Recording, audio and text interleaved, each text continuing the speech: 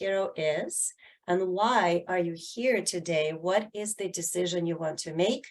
Or what is the challenge you want to find new insights or new strategies for? Make this decision.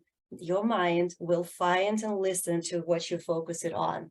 And if you don't focus it right, it will just be entertained, but it won't come up with the solutions that might change your life. What triggered your curiosity? What's the hero for you? Where are you the hero? And why being the hero traps you? What does this hold you back from? So Giselle would like to listen and analyze if she's doing okay. We hear that someone wants to understand if I became like a hero. Marinella wants to be reminded that all of us have strengths and that we can be powerful. We can empower ourselves again. That is fantastic. Savara is overloading self and wants to help everyone. And so I suggest, I probably suspect that people-pleasing tendencies are taking some toll. Daniela wants to know how to allow herself to be helped without feeling weak, without feeling guilty. That's fantastic. Catalina wants to have a better life and work balance. Work balance is supremely important. Last time we talked about 3 magic formula: work, rest, play. Repeat after me: work, rest, play. We don't want to live life to work. We want to play. We want to be alive. We want to have this balance. So all of this is fantastic. Stress, rest, play, work, less, play, rest, play. This is the formula we continuously massaging and helping us to take barriers from that. We have someone who wants to do better decisions about time and be more balanced. Fantastic. Want to be professional, but not to sacrifice, right? So we will be talking about the burnout and sacrifice today. Again, fantastic. And I very much appreciate that all of you are participating, because your participation, your action is what will change your life, the context where we all work, live, operate, and possibly start changing what we are creating together as a community, because what we allow will persist. And we want to inspire us all to start rewiring the context and the communication and have strategies and tactics how to have these conversations with ourselves, with people to whom we can introduce our boundaries to, and to our management, and to people who make decisions that create the world for us. Welcome, welcome again to this conversation about breaking the hero trap. As you can probably guess, hero is a trick. It is a concept. Metaphorical expressions are very, very powerful for our mind to play with them and remember them. But naturally, you can see that there is a formula that we will be unpacking today. So I want to make it a little bit playful, but this is really a tight conversation, because today we're going to dive deeper into why we are creating that heroic image of do it all, do it nonstop, burning out, but still do it. What drives the high achiever internal engine to drive ourselves and perpetuate this experience of burnout, sacrifice, and creating the business culture. So as you probably know, we consistently talking about a few things. So we're talking about taking responsibility for your experience and how to become the change agent. So we can bring this conversation to our teams, to our families, to our communities, to our organizations, so we can really make the change for everyone else. We will be talking about what the Peel the Hero system is and how to have this conversation, 4 steps to go deeper into understanding where you stand at the moment. We will take a quick brief look into what Hero BS is, and BS is not just the metaphoric expression. It also stands for burnout and sacrifice that we all are guilty of. We're going to have a deep dive a little bit into the ABCD of how heroes thinking inside, so you can understand, look in your mirror and see what's happening inside you, why you're making your decisions and how you contribute to this situation. And then debunk the hero myth and how to deal with that in a slightly different way. And finally, couple strategies how to bring the CIA to rescue your hero.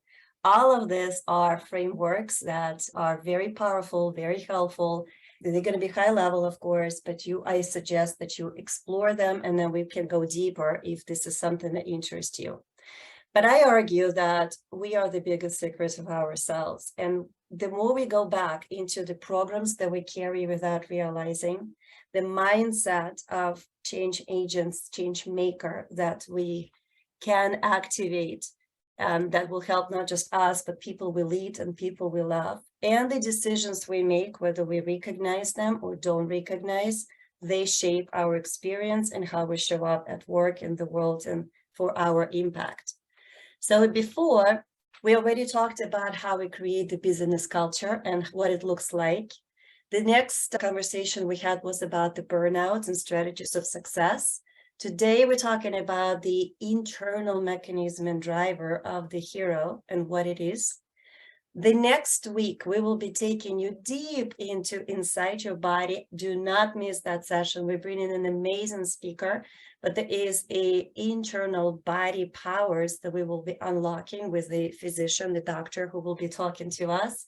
And we will finish strong this month with conversations, how to bring all of this into your calendar, how to make your time and energy really fit. Sounds good? Resonates with everyone? Put in the chat yes if you're excited. And I'll jump straight forward. Awesome, awesome, awesome. Awesome. We want to have energy going, right? We need to be awake for these conversations. They're tough times, and we're going to be taking it deeper, but we also want to make it fun and exciting. So let's go into the one piece that will help you to slow down, create time, and start reflecting on where you stand. We're not going to do this in this webinar, but I encourage you to take the notes and then do this with your team, with your family, with yourself. I will introduce you to the 4-step process of how to create the space for yourself. We decide to pause. Pausing means bringing space, 10 minutes, 5 minutes, 1 minute, to connect to where you are, to bring yourself back into the body. We talked about multiple strategies of doing this with the body, through breath, through action, when we can just jump for 20 seconds, but also scheduling time when you can stress out or dump all the information that drive your anxiety through, without pausing intentionally to create space for yourself to reflect. It's impossible to move forward and find new solutions because you have no space to recognize what it needs to be changed. The second layer is to explore where you are. And this is uncomfortable because sometimes we start seeing the truth. And when we start seeing the truth, it gets into our emotions. So exploring something helps to do so you can decide what doesn't work for you and shift it. Whether this is about your boundaries, whether this is the quality of your communication or the quality of your relationship at work, at home, with yourself, whether this is your stress level, that in the exploration phase is to come to reality what the truth is. Because when you see what it is, then you can manage it. It's impossible to manage it if you don't know what that it is. Agree? So we will be slowing down a little bit today, and the slides will take you through the exploration a little bit. But again, it's a very light, high level, just to show you how to be in the power of self and have this honest conversation. Evolve is the next step. When you know what you don't want anymore, then you can start shifting to what you really want. It's a strategic way of planning your health, success, happiness, career, business, whatever that might be. Success is a system. Systems have rules. If you know the rules, you cannot just play the game, but you can win it. But you need to spend time to understand where your strengths, weaknesses are, where the opportunities are, and where you're losing the game. That is evolution moving forward. So we will be deepening into some strategies that will be part of evolve path. And finally, leverage. You're not alone. You can never be successful alone. There is a community of us. Reach out. There's nothing where you're struggling that someone else is not experiencing. How many of you experiencing a little bit of stress in your life right now? Put in the chat me, and scale 1 to 10. How much stress? 10 being horrible stress, 1 peace and joy. And look how many of us are connecting on the same level. You're not alone. You never should be doing anything alone. Reach out, connect, feel that you can leverage people, leverage your support, leverage resources, leverage somewhere else where you're successful, and take responsibility for stepping in and demanding and advocating for yourself. So let's play a little bit to give you a little look into who you are. Ready? because I argue that you are the biggest kept secret from yourself.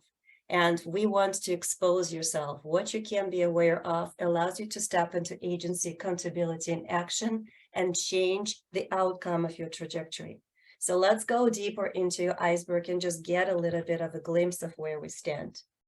So H.E.R.O is how we deal with stress, burnout, and sacrifice in our life. A little bit of a honesty test, but let's put in the chat. We're going to go through 10 questions, very, very light. I want you to not think, just go with the answer and let the body tell you what it feels it is in. 1 being not me, 10, yes, totally agree. No stress, fully in peace, flow and ease in life. If this is you, then it's 10. If it's not you, then it's 1 or 2 or 3. My relationship blossom. I feel totally connected, worthy, and happy. I'm living my life as I wanted. Right? So we can see 4s and 3s and 8s and 2s and 4s. So we can see that we're kind of in the red zone. 1 to 4 is the red zone. 5 to 8 can be optimized. 9 and 10, I'm thriving. And that's okay. It's okay to not thrive yet, but it's okay to also know that you are not okay, because that's where you start believing that you can change. What about I have no conflicts with people or myself, everything is smooth and nice? How are we doing on conflicts and interconnection with other people? We have 3s, we have 8, we have 3s and 8. It's interesting dynamics, 7, 4. So we have the whole spectrum, and that's okay. Just see who you are, what you are. How about fully focused, highly productive, for taking you to your mind right now? Clear mind, awesome memories, no fog, no oatmeal in your brain. Well, we're doing great. 5, 8, 7, 7. Okay, so we're doing well. That's great to hear. Some 4s. Okay, well, I'm definitely at 4 lately, and lots of stress. Number 5 is my life is full of fun, full of joy. How are you feeling on that? So we can see 5 and 4s and 3s. So not doing so thrilling on that level. Some 8s and 9s. Wow, we have happy people. That's fantastic. Awesome. How about your fulfillment? You feel that you know what you came here for, and you actually fulfilling your life. You're living your purpose. You know exactly why you're here. Think of the big line. Oh, fantastic. We have some 10s, we have 6 and 4s and 3. How about your parenting? And if you're not a parent, parenting other people into their success. How does this feel? Are you the supreme parent that you want to be, the supreme leader, or there's something that's stopping you a little bit? Right now, for me personally, I would say I'm at 5. I'm so busy with stuff that kids are kind of on the sideburn, and I have 5 children, but this is what I am choosing at the moment for various reasons. So we have some 5s and 6, fantastic. 3 more questions. You are thriving as the partner, as a lover, as an intimate relationship, as in romantic relationships, the spouse, the partner, the significant other. Just wanting to see the dimensions of life so you will be in touch with yourself. We have some very successful people. We have people who are struggling a little bit, 1 and 2 and 3 and 6 and 4s. Thank you for your honesty with yourself. 2 more questions. If you were to die 2 weeks from now, you have life with no regret. How true is that statement? Definitely not true for me. I have so much more aspirations for my life. But asking these questions allow you to see how your values are aligned or not aligned with where the time and energy are spent. We have 2s, we have 9s and 7 and 3. Just notice how the widespread experience people have, and it's perfectly fine to know where you are, because that gives you a chance to change that. And finally, how full in control do you feel that you are designing the life you want, that you are in charge of your health, of your happiness, of what's going to happen, how your life will go. We have 5, 4s, 8, 7, 6, 3, 8, 5, 7. So again, notice where you are, where you're standing, and how you're experiencing yourself and your experience in life. So here's a little bit of a deeper dive into who you are. And we're going to have this conversation sort of in two colors. There are only two systems in you, the nervous system that is in a stress response, and then there is a state of your being when you're in a relaxed response. It's called the sympathetic and parasympathetic nervous systems. And how quickly we regulate and move depends where we spend our life, because our perspectives, our experiences depend on this. And so sometimes when we are in a hero mode, we are very often show up in fight or flight response. Have you heard of this expressions before? It's very popular now to talk about this, but let's just dive deeper a little bit. What does it mean? And we're gonna hopefully stretch a little bit. I put together a list of various symptoms. It's like apples on a tree. The roots are you being in a stress response and staying there too long, but the apples would look like those bullets on the screen. So you can notice if you're recognizing any of your behaviors, either when you are trying to escape from something that is not comfortable for you, and that will be withdrawing yourself and trying to flee, which could become aggressive. If I am aggressive, you're going to pull back, and I don't have to deal with a difficult conversation, right? So aggressiveness can actually be triggered by wanting to relieve and go away from the situation, the flight response. But you could be either hyperactive, very active in your behavior, which is good in the beginning of your stress response. That's what gets you into action. But ultimately, if it continues chronically forever, eventually goes down into overstretching your resources, and you never being able to relax into digestion and reproduction and creativity and your executive functions that are disconnected, because when Zebra needs to run from the line, she's not thinking about babies, love, sex, or processing her sandwich. Well, zebras don't eat sandwiches, but you get the point. It's not about thriving. It's all about running away and relaxing. Chronic stress creates this perpetual cycle. We can actually end up being anxious, overwhelmed, excessive in our activities. Sometimes we try to stick to something that is just repetitive and busy, doesn't require much creativity, because it brings a strange relaxation to our nervous system, staying in that mode and releasing energy into useless but busy tasks. We can also go into disassociations, or looking for ways to put us into disassociation, such as alcohol. Drink a glass or two or three, and you don't care. But that can become addictive very quickly. And it's not because it's your habits per se. It's because your state of nervous system that requires you to find some ways to minimize that pain so you can handle this a bit easier. How does it land with you so far? Anything that surprises you in this, or recognized in people you love, in your family, in your teams, in your business relationship, you or someone else who might be responding or showing the symptoms, and you might be able to now see them slightly differently and reach out and maybe help and support them.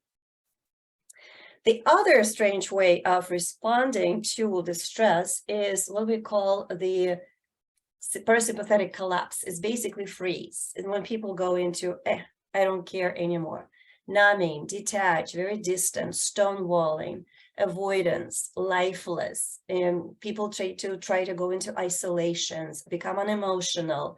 And we see this in procrastination. Any procrastinators here?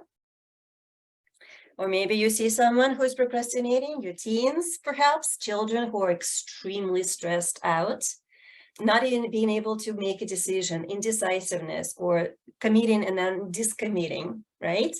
Depression, disassociation, and yes, addictions, because they help us to numb or escape from being constantly plugged in, right? So if we recognize that, please notice that it's still the chronic stress response versus the resourceful state, where we are in the relaxed mode, when everything that we are, the human self of us, is fully activated.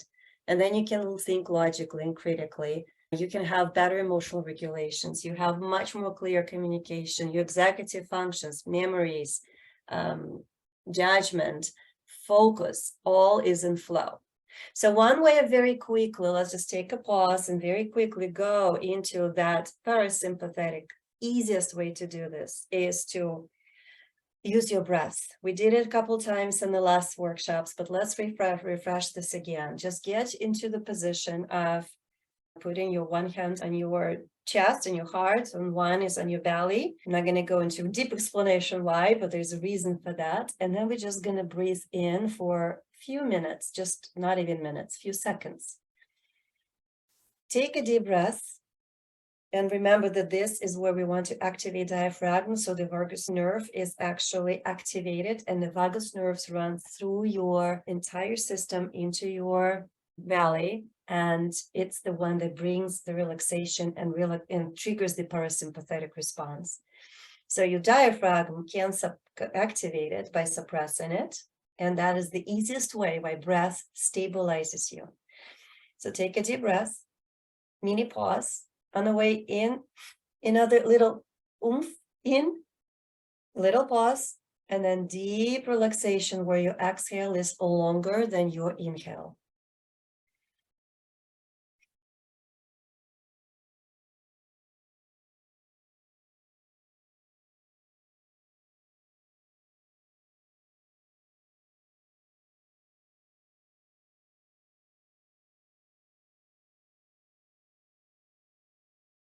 So we talked about why the mechanics of how the breathing is working through, but 3-4 breaths like this, you can do this very, very quietly in front of people, and even before the meetings, will immediately start shifting you into that green zone where you can activate yourself in a better way before a difficult conversation or presentation or important meeting or anything that triggers you. So help your body to go into stress, rest, play. This is the rest moment. And it takes 3 to 5 deep breaths, longer exhale because we release the toxins out of the body on the exhale, and quick activation of your vagus nerves. Was it helpful? Was it easy? How do you feel after the breath? Sivar is nice. Kasia says it's helpful. Taisa said helpful, calm, awesome. And notice it was just 3 breaths. Do 5 of them and you will feel even faster, shifting you back into the green zone. There are only 2 ways you can be, in the red or in the green, at your choice. If you find yourself in the red, move yourself to the green. That's the first way of making different decisions and getting yourself out of this hero trap.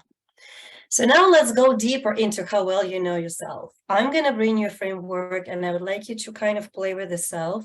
There are one of the 4 situations where you can show up as some form of achiever. High results, high effort. That's a basic definition between them. There are people who are kind of what I will call unengaged ex-achiever, used to, and then a burnout moment. I don't care anymore. We see this all over the place. People are barely making to work, doing what they need to do, not a step forward. Barely going through life and not a step forward into what else needs to be. This is what I call the unengaged ex-achiever. Burned out will often put us into this place. Our children can be found in this place often when they really feel that they lost control over what they can, when they don't believe they're capable anymore. Anyone here recognizes themselves in that state? The next one is, again, little results, but lots of energy. And this is what I call the anxious underachiever.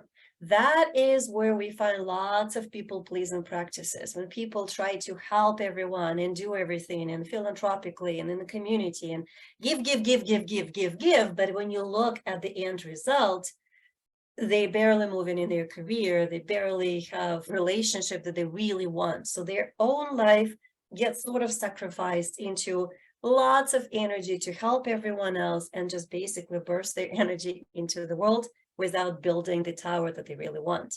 Anyone here that finds themselves in that place?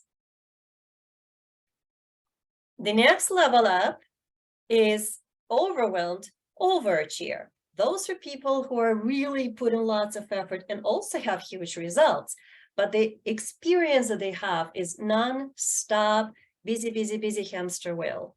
And no matter what you have, there's never a moment to breathe. There's never a moment to be happy. There's never a moment to just slow down. We can't sleep. We can't relax. It's a do. Anyone here guilty of that, right? This is what we will call overwhelmed overachiever.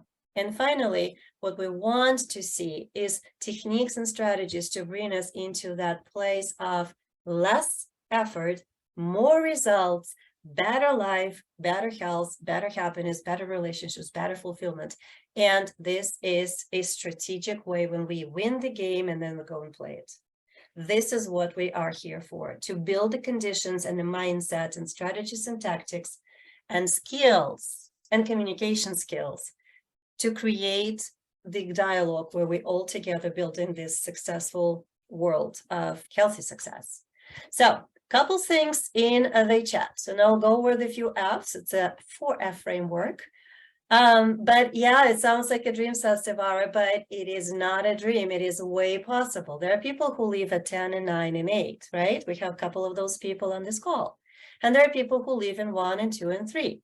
So the question is, how do I become the next level up? How do I become the next level up?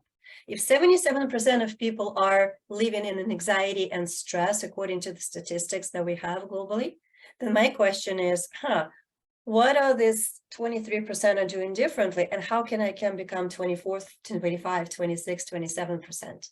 If 85% of people globally are disengaged from work and unhappy at work, then my question is, what are these 15% are doing differently? How can I become the 16, the 17, and the 18?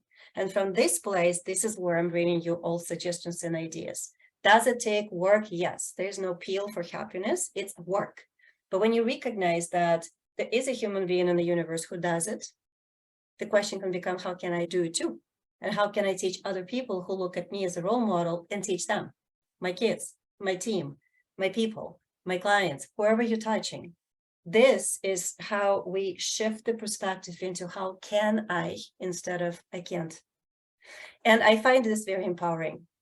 Do you find this empowering too? But let's just play with that.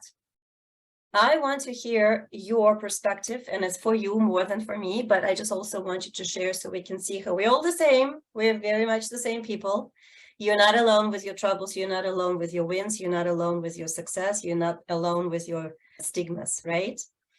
Choose an area of your life. Let's say work. Are you whatever, the first unengaged person? I live there from paycheck to paycheck, and if I'm not fired, I'm happy. Number 2 would be this anxious underachiever. There's so much I want, have, and must do. So many people to help and serve, never time for me. Number 3 is that overwhelmed overachiever. I'm do it all. The world will collapse if I don't do my heroic thing. Everyone depends on me. Only I can do this, and only my way is the best way. And finally, life is easy, flowy. I'm successful. Everything is awesome. I don't grind. All will come to me easily, right? So let's play with that. Who are you at work? When you're done this, like, who are you in your relationship? When you're done with that, who are you in your health? Because we show up differently based on how our experience was shaped and how programs were programming us before in our different dimensions of life. So for example, for me, in my personal love relationship, I am successful, fulfilled leader. I know it's easy and it's awesome. But at work, in business, I am definitely overwhelmed overachiever. I want lots of things to happen, and I'm spending way too much time on doing some things. And it does cost me time with my family and with myself, right? For example, in fitness, I am probably anxious underachiever because I do some things, but I don't feel like I am getting to the results I want. So that would be probably an example. And I think in financial relation dimension, I'm probably unengaged ex-achievers, like you guys handle, I don't care. I'm disengaged from this and give my powers away to someone else to make decisions for me. Just an example of how I run this through dimensions of life. Again, what you see, you can change and you can manage and you can grow. So now when you understand where you are in self and physical, mental, love, family, social, financial dimensions of life, you start getting an idea of what it is that you may be wanting to change, perhaps, and you can start writing things down, like make a picture of this. Oh, here's my frustrations. I don't have to live with them. I can change them. Am I willing to put some support, time, energy, learning experience into learning how it will possibly change, right? Does this resonate? Does it help you? Put in the chat what you think is coming through. I know it's lots of things. I'm really excited to share all sorts of ideas to trigger your ideas. I see a couple of people responding with helpful. I'm glad that it helps you. Let's change gears and go a little bit into a different approach. We're going to look into ABC of how the hero mind works and how you're creating your experience of sacrificing something that you don't want to sacrifice in order to make an impact, and what we can do about this. So this is a deep dive into your iceberg, right? How you're processing, what programs run you, and how can you take an executive decision of taking control over this process and turn it into the direction that works for you even more so. Would you like to do that? Say yes if it works for you. Okay, awesome, awesome. So the ABCD, and of course, there's more letters of the alphabet we can go to, but at least on that high level, let's talk about these addictions of certain addictions that we have. An addiction is basically, the definition is, it's something that you do in the short term brings you some relief, but you know that in the long term, it's not working for you. And you can't change that, even if you know that. Make sense? Again, I will repeat, the addiction is a behavior or something you do or say, which includes taking, that in the short term brings you some relief, even if it's a strange relief, but in the short term, it works for some reason, but you know that in the long term, it will work against you. So when I drink, for example, it helps me to disconnect from the crisis that I am dealing with right now, but I know that ultimately I'm creating a hell of a problems for myself, right? When I go busy, I know that internally it creates a little bit of sense of I am useful, I'm worthy, I'm doing something important, which is a self-esteem issue sometimes, or a competent element. Maybe it's useless task, but I feel good because I know how to do this well. So I work on my Excel files over and over and over and over, perfecting it. But I know that in the long term, by doing this, I'm disengaging from my spouse, from my friends, from my children, and I know this is not where I want to go, but I can't help it. Make sense? Awesome. So this is what I mean by addiction. So let's run through them quickly. Some people are addicted to action. Put action if this is you. Do. If I stop, what am I doing with myself? It's uncomfortable to be in the pause. If it's you, put action. Some people are addicted to grind. If I'm not grinding, I'm not working enough. I'm not showing how much I work. And people might judge me. People might not see that I'm worthy. So put this into chat. If grind resonates with you, I'm guilty of that. If I don't grind, that means I'm not working hard, and only working hard is working well, right? I need somebody to approve, to have some sort of appreciation, to be received externally. If this is you, that's external approval, put it in the chat. I always have to deliver 110. 100% is not good enough. This perfectionist ideas that we have, right? Perfectionism in different ways. Perfectionism in relationship, in quality of work, right? So if perfectionist 110 is your hat, put it on. Just know your ways of connecting to the word. The manager, which is not the leader. Managers do it my way because my way is right way, and whatever else you do is not fast enough, good enough, etc. If that manager micromanaging is something that shows up in your relationship with kids, with people, with teams, recognize it. The I am the one who can. No one else can. Not like me. I am responsible for everything. It's me who must do it all. And everything that has to do with I must and I should. If you're talking to I must and I should with yourself a lot, recognize that ego talk within. So the beliefs are the programs or the values that we grow with without recognizing that we have them. They're built by our families, by culture, by society. I've worked with intercultural communication and leadership in the World Bank for 25 years, and that is constantly finding assumptions, cracking and moving them, right? Most people have no idea what the values even are, but you know them when they are violated, because that's the gap that you feel, that it's not fair, it's not what I want, it's uncomfortable. That's when we start realizing something is mismatched. But there are deep, deep subconscious programs and values that run how we think about ourselves, how we think about people, and how we think about the world in general. That brings us to control. We want to be in control because it's uncomfortable to be in uncertainty. Anyone who loves being uncertain? We went deep into this last time and talked way more about this, so go and see the replays of that if you missed it. But how we feel that we need to control ourselves, how we control others, and how we control the world, those are the mechanisms that define how we show up in the world and what decisions we ultimately make to do something, or even more importantly, not to do, not to set boundaries, not to have difficult conversations, not to ask for more fair compensation, not to ask for time off when you feel like you're burning out. And then what we're delaying, sometimes we delay life, we delay taking care of ourselves. What we're delegating some decisions for our time for many, many people when we set no boundaries because they decide what we're gonna do. That's a form of not healthy delegation. And finally, what we delete time for ourselves, fun for ourselves, exercise, etc. So here's a thinking that I want to introduce to you that you can play with. Write this down, play on your free time, and see how your energy of your body changes. I should do something. I should meet with this person. I want to meet with this person. I choose to meet with this person.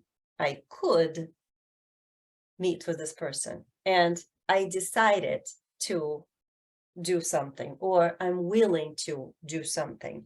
And just feel how you change your state, internal state, your nervous system responds to this, and choose the language that resonates with you even more so.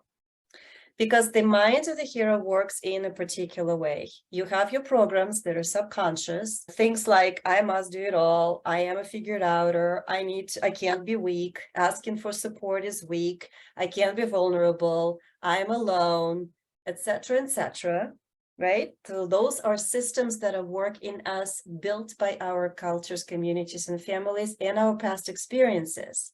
But they create how you think and judge yourself and where you focus your attention, or if it goes in the outer spin, how we talk to us. What's wrong with you? I can't believe I said that. How stupid are you? If I don't do this, then, and then it's always under the bridge and homeless somehow. If only I had or would have or be something else, then. Do you recognize these conversations within yourself? Put yes if it resonates on your thoughts. And how we talk to ourselves translates into how we start feeling. If I feel that, what's wrong with you? Bam, bam, bam. Well, there's no way I can be in my powerful state and make a powerful decision, which, by the way, will be up there affecting millions of people, because that's what change makers do. They make decisions that create problems or solutions 10 years from now we will be solving. So the quality of your decisions, it's our responsibility as change makers, decision makers for the world, to understand that from the powerful, green, amazing state of awesomeness of yourself, you will make very different decisions for your family, for your impact, and for other people. Is the reprogramming doable with daily meditation? Yes, but meditation is actually not thinking. So it's a different modality. It's when you try to stay into your body and sort of stay away from not thinking. What I'm inviting, in addition to meditation, is actually thinking on purpose powerfully. And that is being very clear of how you're thinking, why you're thinking, which is your programs. And if you don't know how to do this, connect, we can talk about this. And then how I want to change that.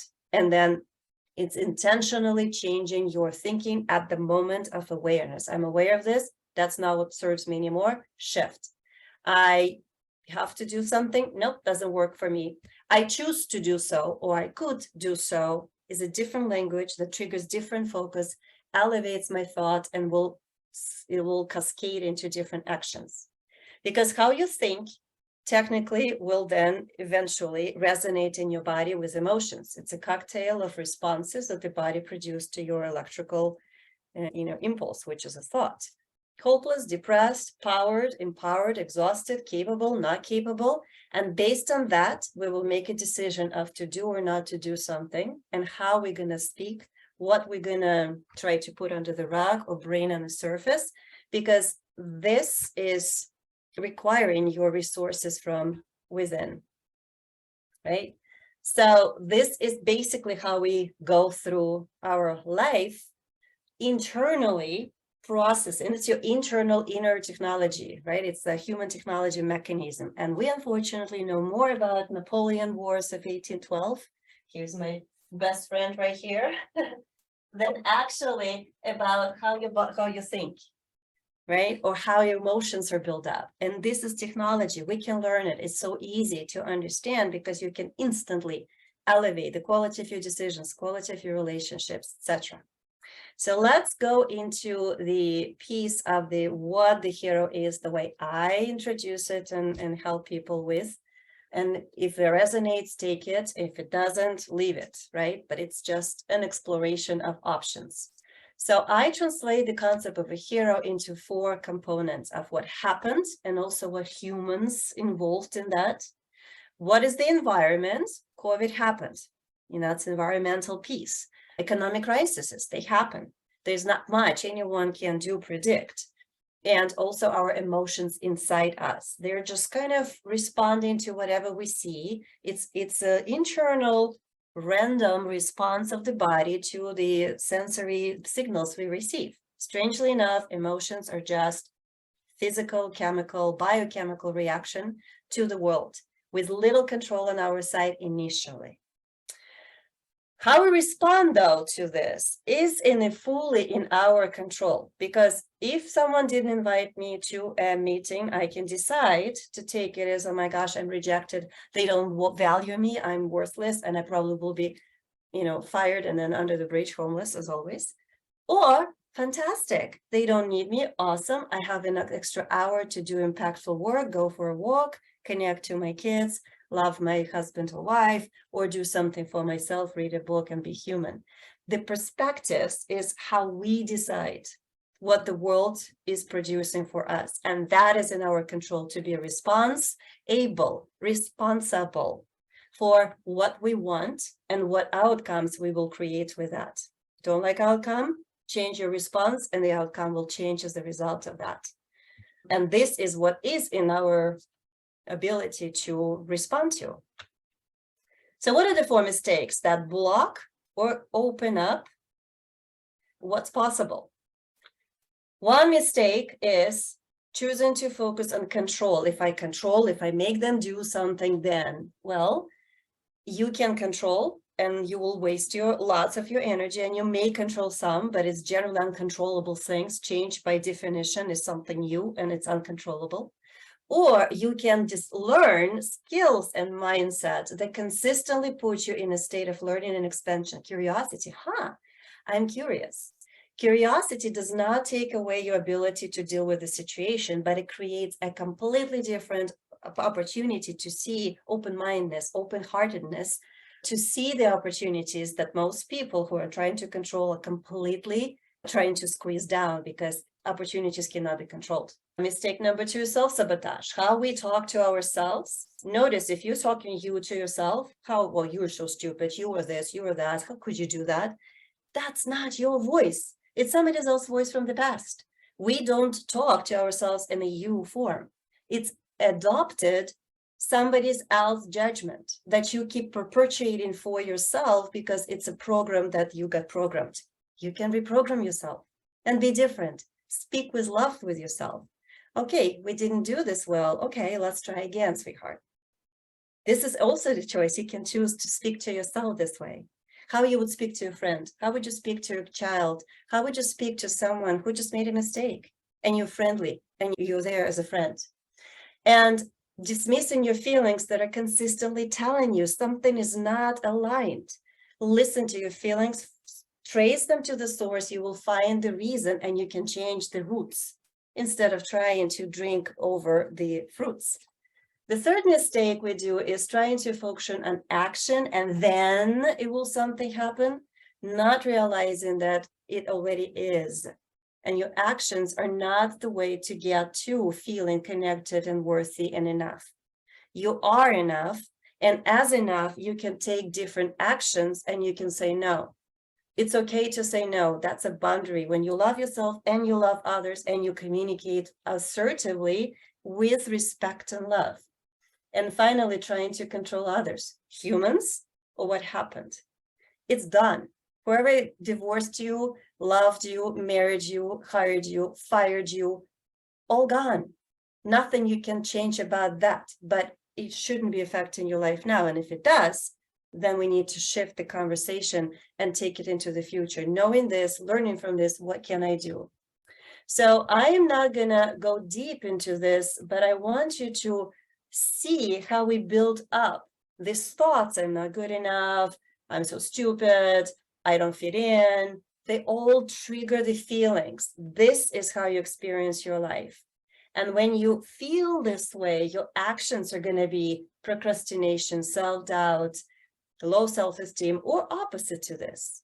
So recognize that it's a process that you have a key to. You are the one who decides. And a simple way to think it, one question, is that my business? Yes or no?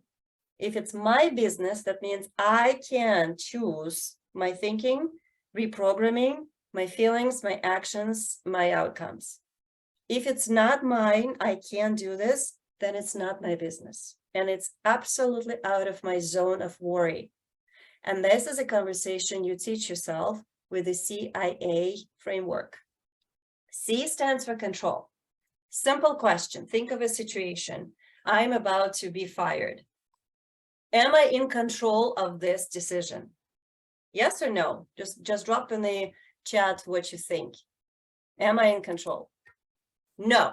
So done. I'm not worrying about this. I'm done worrying. I'm wasting my energy on worrying because it's out of my control. Done worrying. Notice, decision. No. If it's something, it's not in direct control, can I possibly influence that? Yes or no? Super easy, quick. Yes or no? Yes. What can I do? Drop in the chat like what ideas you would give me if you were my advisor, mentor, right? What can I do? I can go and talk to someone. I can bring a better resume. I can outline what I did. I can highlight my new skills, my new opportunities. Like show me in the chat that you like understand. What else can I do? What else can I do? Can I up-level something? Can I get extra course? Can I get extra credentials?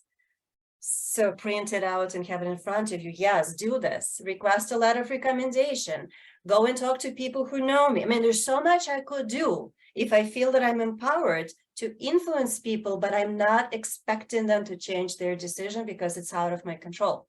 So I'm putting all my energy into not like how I'm so stupid or I'm not good enough. None of this is empowering me. But what will empower me is recognize my value, present and market my value to people differently. And then I might even decide, you know what? I'm so valuable. I want to quit because I realize I'm playing small. So this is a powerful decision, powerful state, and powerful different decisions, right? And finally, if I can't do any of this, then I have 3 ways of accepting, adapting, or aligning. What does that mean? Accepting means, okay, it happened, I need to let it go. I am not going to be sitting there crying my eyes out too much over the dog that died because there's nothing I can do about this, even though I love my dog and my kids are crying, but it happened.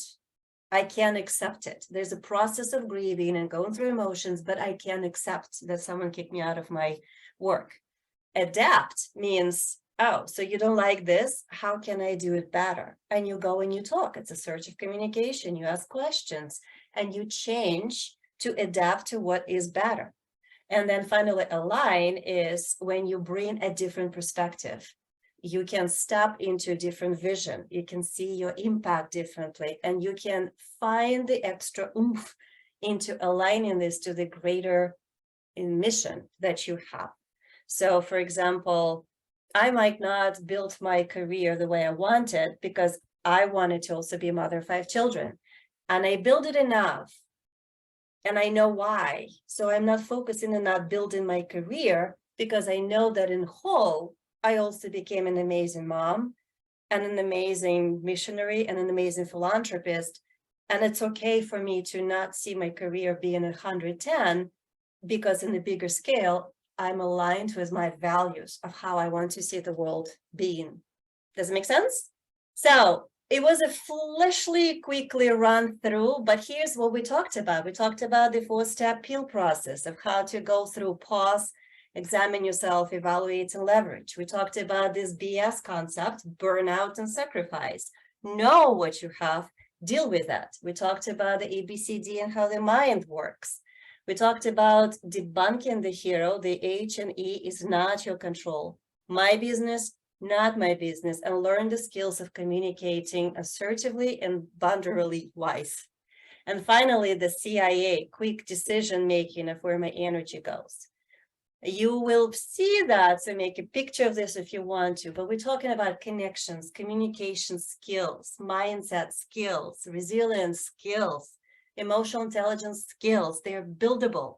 If someone didn't give it to you when you were 5 and 7 and 10, fine, they didn't give it to you. Give it to yourself now. Go learn them. Become who you want to be, regardless of what you didn't receive when you were little. You are now capable of doing this. Do it now. Do it for yourself. And how to do this? Decide what you don't want, big frustrations. Choose what you want instead. I want awesome career when I'm respected. And decide what you need to learn, skills, communication skills, mindset, support, whatever that might look like for you. Go get it. You can build a life. You're not dead yet. Take action. No longer working, decide what you want instead. Go do it. What's not working? What do I want instead? What needs to be gone completely? Can be elevated, can be developed. I don't have it yet. And then decide what I'm willing to do, what I need to do, what's my plan. Only through plan you will have an action. So with that, I hope it was helpful. Reach out, but I keep talking to people all the time with few things. Life to me is legacy and love. It's impact and inspiration. It's freedom and fun, and it's energy and empowerment. And if your life is different, decide that you want to build it differently because you can. And that is the biggest, hopefully the biggest message you get out of this conversation. So let me know what you're taking off. What's your biggest aha moment, or what is this one thing that you're taking on and you're going to put it into action as of today? What is this one thing that you think you will do and it will change your life from now on? So H.E.R.O is taking the decision of running the test. It's not my business. And if it's not my business, thank you very much. Find a way to communicate, but it's not my energy. It's not my time. It's not my life. Awesome. Thank you, H.E.R.O. Firuza decided that she's not going to manage. She will lead. Leading means let other people learn, become, expand, and take on, versus you trying to control them and do everything for them. In leadership, that means expanding your people. In parenting, that means expanding your children. Let them fail and then lovingly lift them up. So they learn to not be afraid of failing, because through fail, we grow. Not worrying about what I cannot control. Awesome. It's useless to worry about something you can't control. It's like you can flow with the river, or you can go against the flow, or you can try to go backwards. Either way, you're going to flow with the river, but your experience are going to be completely different, right? So working on skills, how to accept, adapt, and align is the solution. How to influence people. Elizabeth will be rethinking responses, reactions, approach, and task. Rephrase reaction into respond. React, action. It's jerk reaction. Respond is ability to take different actions, responsibility for your life. Someone says that will do best not to think of past mistakes to block my success. Don't think. It's not enough. Thinking is never enough. It's all about action. And for action, you need to understand, but then decide what skills, what will you do differently? What skills will be different? Go learn them if you don't know, get support, get mentorship. It's not just thinking. We all know what we need to do, right? But we don't do what we know, 94% of us. Awesome. Ability to decide. Yeah, that's a God-given power. You have a decision to make every time. I decide to use this language. Not I have to, not I must, but I decide to. And notice how much power there is in that. I decide to work on this presentation. Not I have to. I don't have to. I can go and say, I'm not going to work in this presentation. Not comfortable, but I can do that. Decide. Your life depends on your decisions. CIA was resonating. Awesome, awesome. Do reach out to us if you have any questions or want to take it any further. If there's something resonated, we can do like a mini masterclass or something like that to actually put this in action. But decide on one thing that you're going to start doing today, which will take you in a different directions over time. Decide, pivot, thrive, and love yourself. Thank you all. Thank you, everyone.